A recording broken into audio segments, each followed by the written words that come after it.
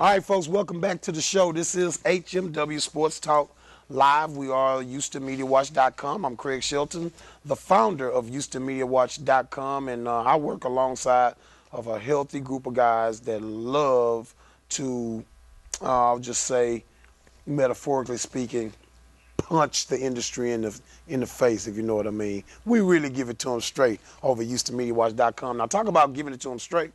Kim Davis. She just doesn't play games. She's going to talk sports with you, and she's going to keep it real. That's why she's here on this show. Only the real is right here on HMW Sports Talk Live.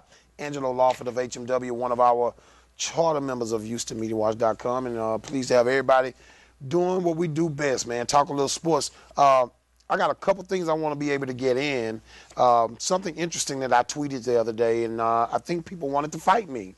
I realized that it is not safe in Houston, Texas, to say anything remotely intelligent or truthful about Johnny Manziel.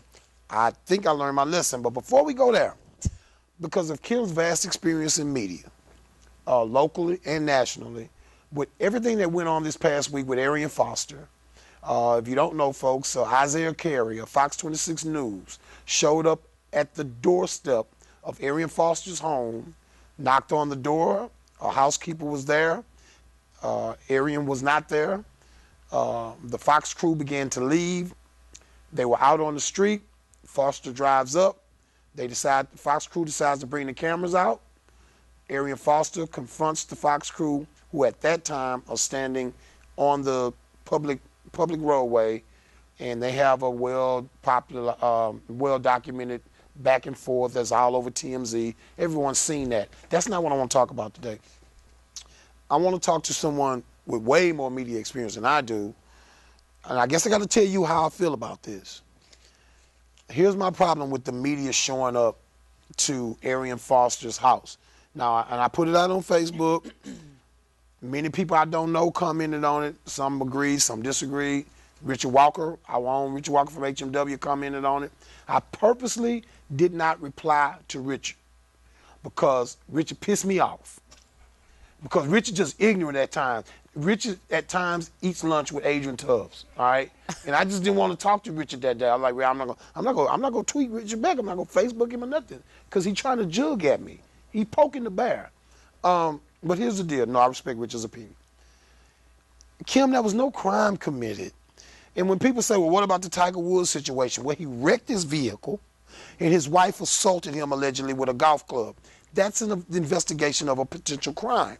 People say, well, what about some other folks they threw out at me? I'm trying to remember who it was.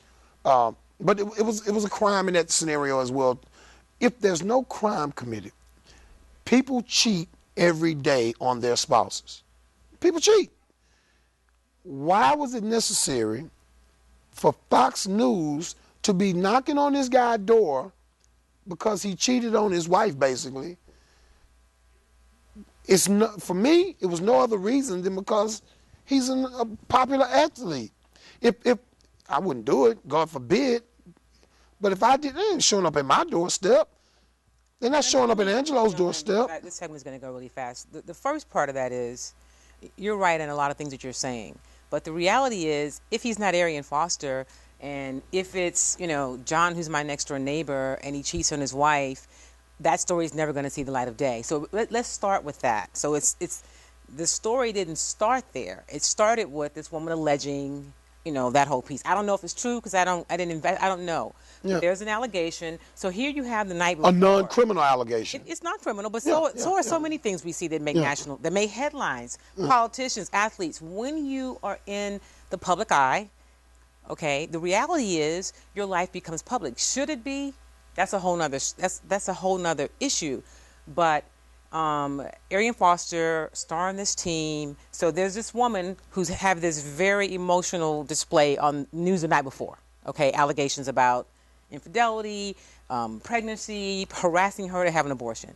So this is what happens in newsrooms the next day. The way the news day starts is there's an editorial. Are there any men in these newsrooms? Absolutely. But listen to how this works. There's an editorial meeting. And so what happens is that's where they decide what stories are covered, who's going to cover them. Right. But the key is that led and drew huge numbers the night before. So everybody in town is like, how do we catch up on that? So I wasn't in that news meeting, but I've been in them, and I've been a manager in them, and I know the process. And so the reality is, it's not like I'd be willing to bet, if I were a betting woman, Isaiah didn't go in and say, hey, let me go do this story. I'm glad you went Sent there. out. I'm glad you went there.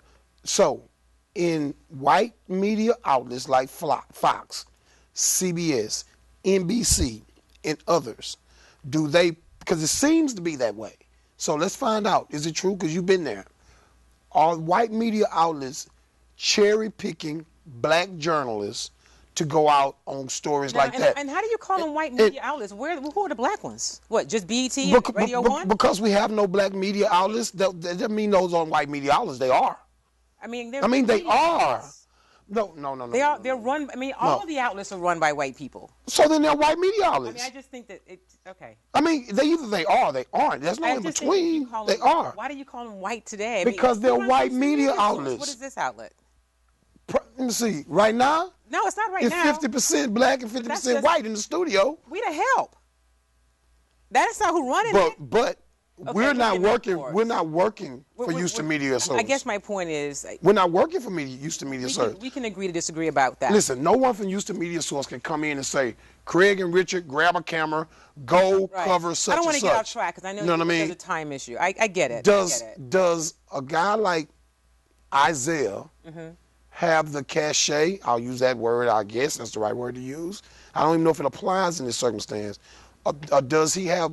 See, because in my mind I'm thinking, doesn't Isaiah probably have enough cachet with Fox that he could have said, "Nah, I'm not your guy for that one."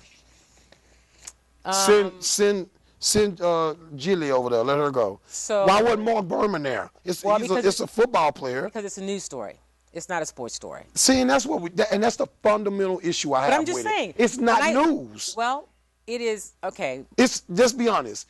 It's tabloid news. You gotta let me answer it. It's tabloid news. I said earlier why I haven't done this story. I do sports, so I haven't even looked into it. I don't know if it's true because I don't care, because that's not what I cover. But in a newsroom, once that story broke, just like the last year when what's the dude's name with the ring, Mario Williams, just like the stories with whoever they are. Which wasn't news to me either. Right. So are they news? They are considered news in those environments. And that is definitely subjective. I'm not saying that I think it's news.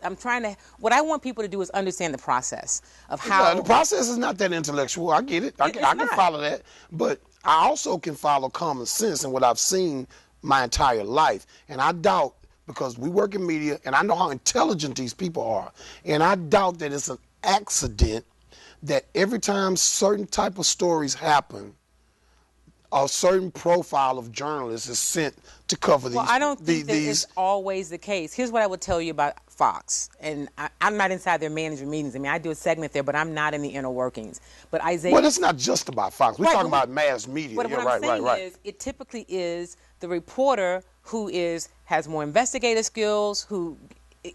Isaiah is one of their more highly rated reporters. And so I imagine the news director said, this is your story. And it's not really easy. It's not about cachet to turn down the biggest story of the day. Whether people outside think it is, once the people in the station say it's the biggest story, it's the biggest story. And how you going to not do it? You said exactly what I believe. Right. And what a lot of people believe. Once the people inside there decide that this is going to be news, it's that old deal where you're riding down the street and you're in your car, and before you know it, you're sitting at a red light and you're going, was I just singing Young MC's rap song? I hate that song.